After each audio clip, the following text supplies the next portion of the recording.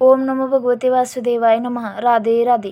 नमस्कार YouTube family, आपल्या YouTube चॅनलमध्ये आपले सहर्ष स्वागत आहे. कसे आहात मग सगळे? मजेतच असाल ना? मग आपले व्हिडिओज पाहताय ना? मी आज तुमच्यासाठी शिवमहापुराण पठण सिरीज घेऊन आले आहे. तरी आपले पूर्ण व्हिडिओज पहा, तसेच आपल्या यूट्यूब चॅनलला सबस्क्राईब करा. शिवमहापुराण कथा अशी आहे की ती ऐकल्याने आपले पूर्ण पाप नष्ट होते, तसेच आपल्या सुखी संसारात पती-पत्नीमध्ये प्रेम वाढते व आपल्याला चारही बाजूने सुसमाचार कानावर पडतात. अध्याय 11. नमः शिवाय. गंगा अवतरण तीर्थ. शिवजींची तपश्चर्या. ब्रह्मदेव नारदांना म्हणाले, सतीने हिमालयाच्या घरी पार्वती म्हणून जन्म घेतला. ती 8 वर्षाची झाली. तिचे वय वाढू लागले. शंकरांचे मन विरहाने व्याकुळ झाले होते. शंकरांनी नंदी व श्रेष्ठ गणांबरोबर घेतलेले आणि ते हिमालयाच्या शिखरावर गंगावतरण म्हणजेच गंगोत्री नावाच्या तीर्थावर आले. तेथे ते ध्यान करू लागले. भगवान शंकर येथे आले आहेत हे समजल्यावर हिमालय आपल्या सेवकांसह तेथे आले. त्यांनी अत्यंत आदराने त्यांना व गणांना नमस्कार केला. भक्तिभावाने त्यांची पूजा केली. त्यांची स्तुती करण्यास सुरुवात केली. तुम्ही सर्व गुणांनी संपन्न आहात. तुम्ही मायेचे अधिपती आहात. त्रिगुणांचे स्वामी आहात. भक्तांना अत्यंत प्रिय आहात. तुम्हाला मनोभावे नमस्कार. तुम्ही येथे आलात हे माझे परमभाग्य. मी तुमचा दास आहे. तुमची आनंदाने व प्रेमाने मी सेवा करेन. पर्वतराजाचे बोलणे ऐकून शिवजीने आपले नेत्र उघडले. ते म्हणाले, हे शैलजराज, मी तुझ्या शिखरावर एकांतात तप करण्यासाठी आलो आहे. या ठिकाणी आता कोणी येणार नाही याची व्यवस्था कर. तू पर्वतांचा राजा आहेस. तू परम पवित्र आहेस. म्हणून या ठिकाणी तपस्या करण्यासाठी ऋषीमुनी येतात. तुझ्या शिखरावरून पवित्र गंगा नदी प्रवाहित होते.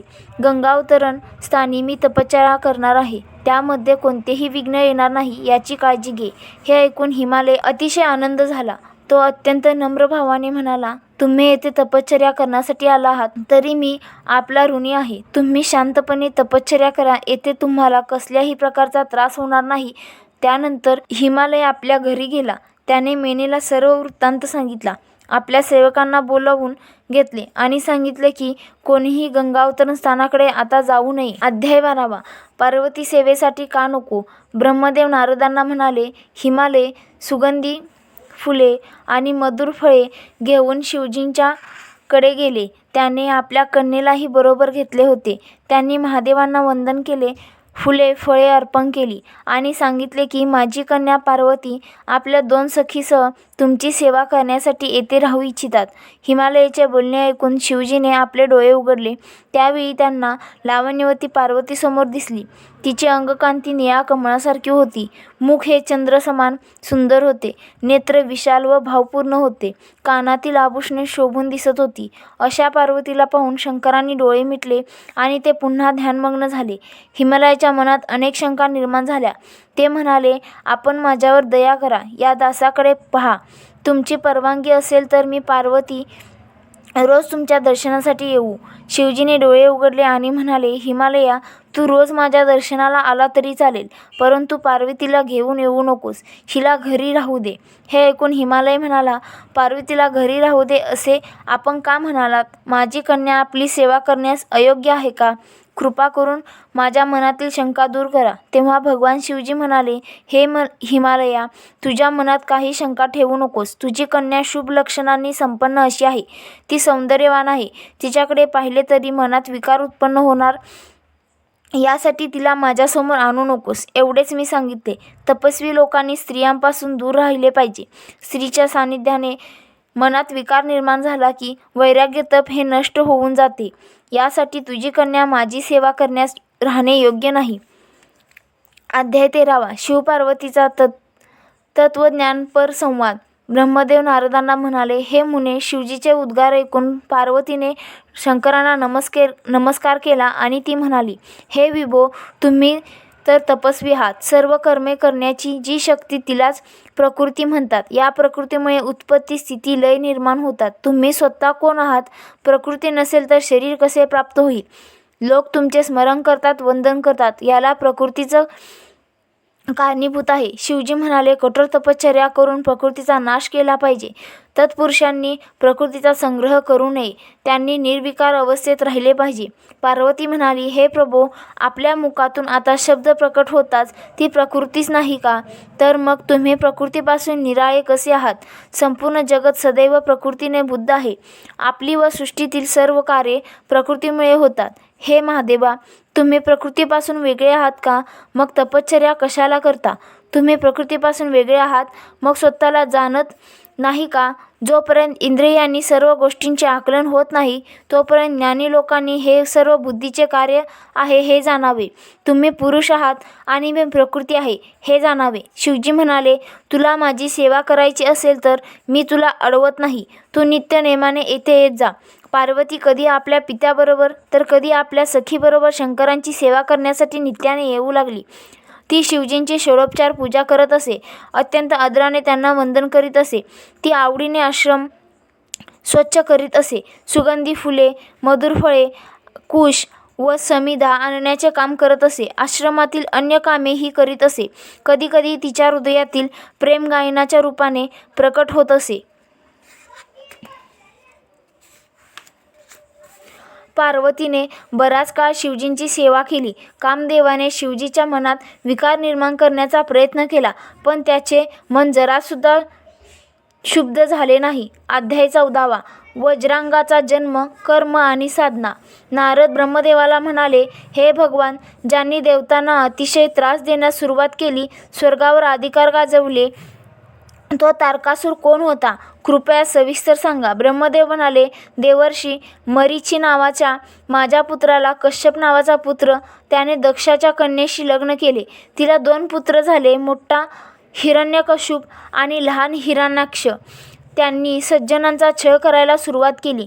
त्यावेळी विष्णूंनी एकाला नरसिंह रूपाने व दुसऱ्याला वराह रूपाने ठार केले. ते पाहून दितीला फार दुःख झाले. ती कश्यपांना शरण गेली. तिने कठोर साधना केली. तिला एक पुत्र झाला. त्याचे नाव वज्रांग. त्याचे शरीर वज्रासारखे होते. तो अतिशय बलवान होता. त्याने स्वर्गावर स्वारी केली आणि देवांना जिंकले. काही काळ निघून गेला. कश्यप वज्रांगला भेटला व म्हणाले, तू महापराक्रमी आहेस, तरी तू आता इंद्रासहित सर्व देवांना मुक्त कर. त्यावेळी वज्रांग म्हणाला, मी आपली आज्ञा मानतो, देवांना मुक्त करतो.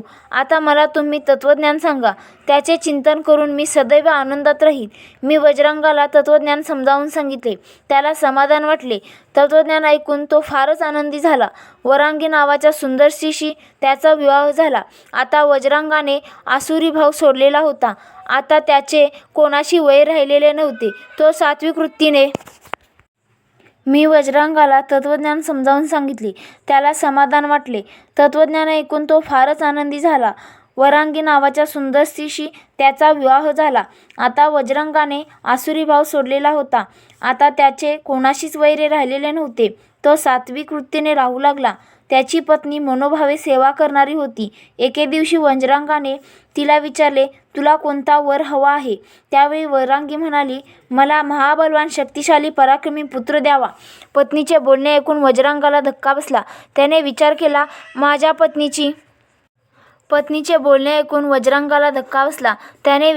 माझ्या पत्नीची देवाबरोबर वैर करण्याची इच्छा आहे, पण आता माझ्या मनामध्ये तसे करण्याची इच्छा नाही. मी पत्नीचे बोलणे ऐकले तर देवांना आणि ऋषींना फार कष्ट होतील आणि पत्नीची इच्छा पूर्ण केली नाही तर नरकात जावे लागेल. काय करावे असा त्याला प्रश्न पडला. पत्नीची इच्छा पूर्ण करण्याचा निर्णय त्याने घेतला. वज्रांग वनात आला. त्याने कठोर साधना केली आणि मला प्रसन्न करून घेतले. त्यामुळे मी वर मागण्यास सांगितला. वज्रांग म्हणाला, मला महाबलवान, सामर्थ्यवान आणि महातपस्वी एक पुत्र होईल असा वर द्या. मी तथास्तु म्हटले. अध्याय 15. तारकासुराची कठोर तपश्चर्या व वरप्राप्ती. ब्रह्मदेव नारदांना म्हणाले, माझ्याकडून वर प्राप्त झाल्यानंतर वज्रांग स्वग्रही गेला. काही दिवसांनी वरांगीपासून पुत्रप्राप्ती झाली. त्याचे शरीर शक्तिशाली होते. तो जन्मताच सर्वत्र उपद्रव होऊन लागला. विजांचा कडकडाट होऊ लागला. उल्कापात होऊ लागले. प्रजापती कश्यपाने त्या बालकाचे नाव तारक असे ठेवले.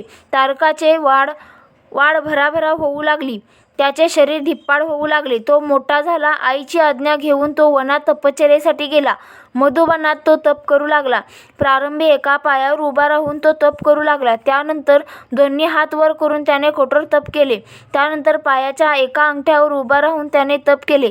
तो फक्त मधुवनात जल पिऊन राहत होता. खाली डोके वर पाय करून तप केले. तसे अग्निहोत्राचा पवित्र धूर ग्रहण करत तप केले. तपाच्या सामर्थ्याने त्याच्या शरीरातून महातेज प्रकट होऊ लागले. देवांना आणि ऋषीमुनींना त्याची भीती वाटू लागली. दैत्य हा आपले पद घेणार म्हणून इंद्र देखील भयभीत झाले. सर्व देव आणि ऋषीमुनी माझ्याकडे आले व सर्व वृत्तांत सांगितला. त्यानंतर मी तारकासुराजवळ गेलो व म्हणालो, वत्सा, तुझी तपश्चर्या पाहून मी संतुष्ट झालो आहे. तरी तुला हवा तो वर माग. त्यावेळी तारकासुराने मला नमस्कार केला व म्हणाला, तुम्ही मला 2 वर द्या. पहिला वर म्हणजे संपूर्ण जगात मला बलवान करा, तसेच शिवापासून निर्माण झालेल्या पुत्राकडून माझा वध होऊ शकेल. हा दुसरा वर. एवढेच 2 वर मला द्या. तपश्चर्या करून वर प्राप्ती झाल्यावर तारकासूर आपल्या शोणितपूर नावाच्या गावात आला. शुक्राचार्यांनी त्रैलोक्याचा अधिपती म्हणून त्याचा अभिषेक केला. तेव्हापासून तो त्रैलोक्यात राज्य करू लागला. इंद्रादिकांची सर्व संपत्ती त्याने आपल्याकडे घेतली. देवादिकांची सर्व अमूल्य वस्तू त्याला दिल्या. देवदेवता देखील भयभीत झाले होते. सर्वांवर विजय मिळवून तो स्वतः इंद्र झाला. देवादिकांच्या जागी असुरांना नेमले. तो उन्नत झाला व स्वैराचार करू लागला. तरी व्हिडिओ आवडला असेल तर व्हिडिओला लाईक, शेअर, कमेंट व आपल्या यूट्यूब चॅनलला सबस्क्राईब करा. तसेच बेल आयकॉनवर क्लिक करा जेणेकरून आपल्या नवीन व्हिडिओची नोटिफिकेशन तुम्हाला सर्वात आधी येईल. राधे राधे.